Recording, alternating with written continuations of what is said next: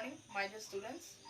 Today, I'll explain about the art and architecture under Shah Jahan.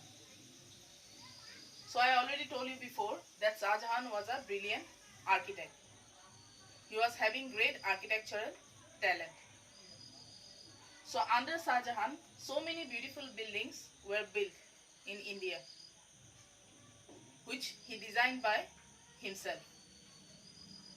And in those beautiful buildings, he used different types of jewelry, pearl, gem, gold, silver, all these things were used in those buildings. And some of the examples of his architecture were, first one is the Taj Mahal. All of you know about Taj Mahal. This Taj Mahal was built by Shah Jahan. It is one of the 7 wonders of the world. And Taj Mahal was built by Shah Jahan in the memory of his wife Mumtaz Mahal. And 20 years were there, he took 20 years to complete this structure. And that time only 3 crore rupees was spent in building the Taj Mahal. That means a big amount. 3 crore rupees that time. Means a big amount was spent in building the Taj Mahal, which is made out of pure marble. And the next one is, example is Shahjahanabad. Shahjahanabad was a new city which was built by Shah Jahan. And in this city, the city was so beautifully built. To increase the beauty of the city, he made some other buildings also in that particular city, like Red Fort, Jama Masjid, Rang Mahal, Moti Mahal, together with the Diwane Khas, Diwane Am. These buildings were built by Shah Jahan to increase the beauty of the city, Shahjahanabad. And another example of Shah Jahan's architecture was the Peacock Throne. The Peacock Throne was the throne where Shah Jahan sat. He sat on the Peacock Throne. And this Peacock Throne was so beautiful. And this throne, Peacock Throne, was made on a raised white marble platform. The platform was made out of white marble.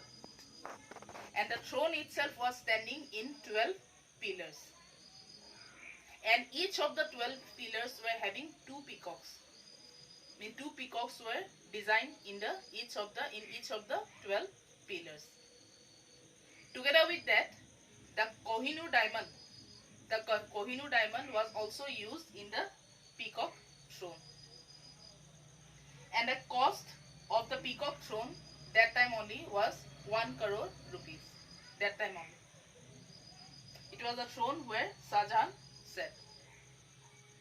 This one also designed by Shah Jahan himself. But later this Peacock Throne was taken by Nadir Shah of Persia in 1739. One king from Persia, his name was Nadir Shah. He took away this throne from India to Persia. Together with that, the Jama Masjid, which is one of the large Muslim sanctuaries in India. The courtyard of Jama Masjid is itself 30,000 square meter. It is so big, the Jama Masjid. So, these are some of the beautiful architectural examples of Shah Jahan. All these buildings and places were designed by Shah Jahan himself. So, from all this we can say that Shah Jahan was a brilliant architect. Later, in 1658, Shah Jahan fell very seriously ill. So, his third son Aurangzeb sat on the throne. He took away the power. He sat on the throne of the Mughal Empire because Shah Jahan fell seriously ill. But before ascending the throne, first Aurangzeb defeated the eldest son of Shah Jahan. His name was Dara Shikoh. He defeated his eldest brother, and after that Aurangzeb sat on the throne. Later, when Shah Jahan became well. He was recovered from his disease.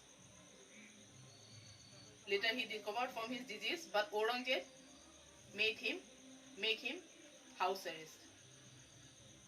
Because Aurangzeb get the power and he again don't want to give it to his father. So he gave his own father Shah Jahan house arrest. In one fort, means in one building, and the name of the building was Agra Fort. In Agra Fort only Shah Jahan get house arrest. And when he was having house arrest in Agra Fort, one lady was there, her name was Jahanara Begum. She looked after Shah Jahan till his death.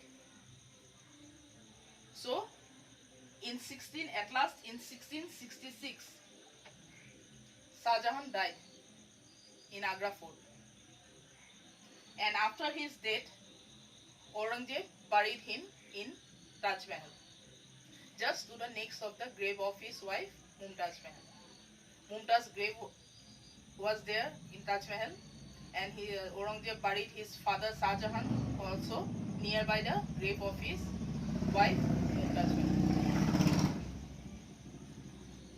So after that, Aurangzeb was the king.